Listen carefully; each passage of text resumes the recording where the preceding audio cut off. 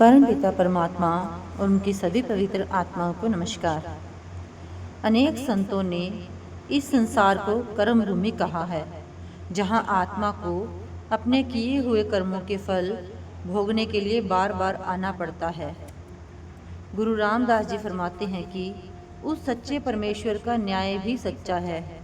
वह न्याय यह है कि शरीर रूपी धरती में जैसा बीज बोए जाते हैं वैसे ही फल पैदा होते हैं।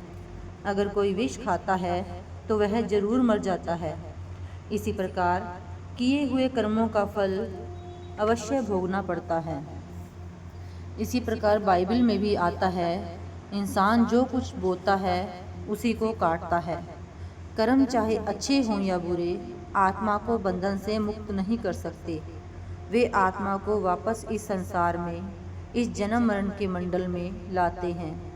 हमें उसी चोले में जन्म मिलता है जिसमें हम अपने कर्मों के नतीजे अच्छी तरह भोग सकें, और इस पूरे समय हमारी आत्मा परमात्मा के वियोग की पीड़ा सहती रहती है।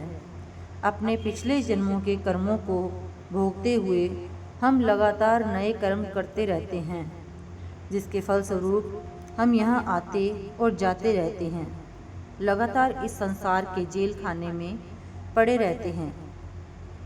बाइबल में ईसा मसीह ने कहा है, मैं तुमसे सच सच कहता हूँ, जो भी पाप करता है वह अपने पाप का दास बन जाता है, और दास घर में हमेशा नहीं रह सकता, लेकिन प्रभु का पुत्र संत हमेशा रहता है।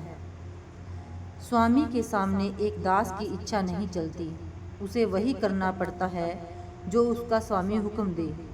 हजरत ईसा यही समझा रहे हैं कि अब हमारी कोई इच्छा नहीं चल सकती, क्योंकि जो पाप हमने किए हैं वे हमारे स्वामी बन गए हैं और हम उनके दास।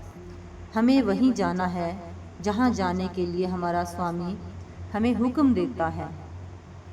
हम एक घर से दूसरे घर में, एक शरीर से दूसरे शरीर में जाते हैं और जन्म मरण के अनंत चक्र में फंसे रहते हैं। यह जन्म मरण का चक्र 84 लाख योनियों का जेल खाना कहलाता है। ईसा मसीह कहते हैं, अपने विरोधी से जल्दी समझौता कर ले। कहीं ऐसा ना हो कि किसी भी समय विरोधी तुझे जज के सामने पेश कर दे और जज तुझे अफसर के सुपुर्द कर दे और तुझे जेल में डाल दिया जाए। मैं तुझसे सच कहता हूँ, तू उसमें से तब तक नहीं निकल सकेगा जब तक कि तू आखिरी चदाम तक ना चुका दे।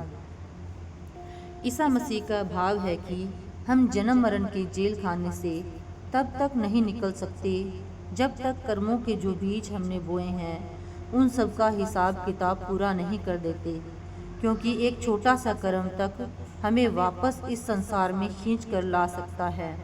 इसलिए हजरत ईसा समझाते हैं कि जिनके प्रति हमने अन्याय या कोई अपराध किया है, उनसे जब तक हम संसार में हैं और वे हमारे साथ हैं, क्षमा मांग लेनी चाहिए।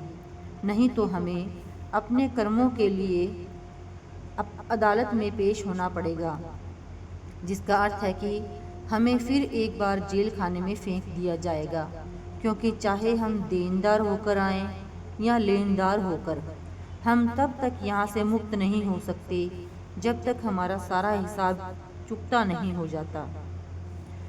84 के चक्र से बचना तभी संभव है जब आत्मा परमात्मा में लीन हो जाए।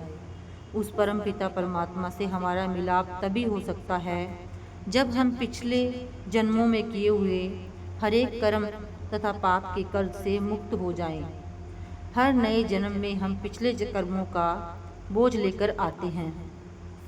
जब तक हमारे सारे कर्मों का हिसाब समाप्त नहीं हो जाता, हमारे सारे पाप धुल नहीं जाते, तब तक हमारी आत्मा कभी भी पूर्ण और उज्जवल नहीं हो सकती, और तब तक सबके अंदर परमात्मा के मौजूद होते हुए भी आत्मा परमात्मा में लीन नहीं हो सकती।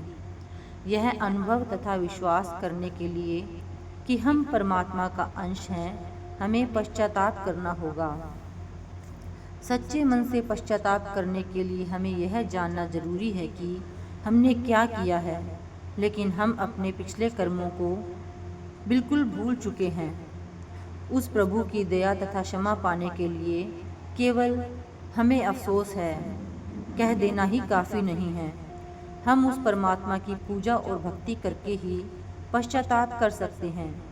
और चेतन धारा या शब्द की पूजा, आंतरिक धुन और प्रकाश की आराधना ही परमात्मा की पूजा है। दूसरी कोई भी पूजा उस परम पिता को खुश नहीं कर सकती। परमात्मा की भक्ति के लिए, अपने पापों का प्रायश्चित करने के लिए हमें अपने आप को अंतर में उस चेतन धारा, नाम या शब्द के साथ जोड़ना होगा। यह शब्द धुन हम सबके अंतर में निरंतर गूंज रही है, लेकिन हम सतगुरु के आदेश के अनुसार रूहानी अभ्यास करके ही इसके साथ जुड़ सकते हैं। Thank you.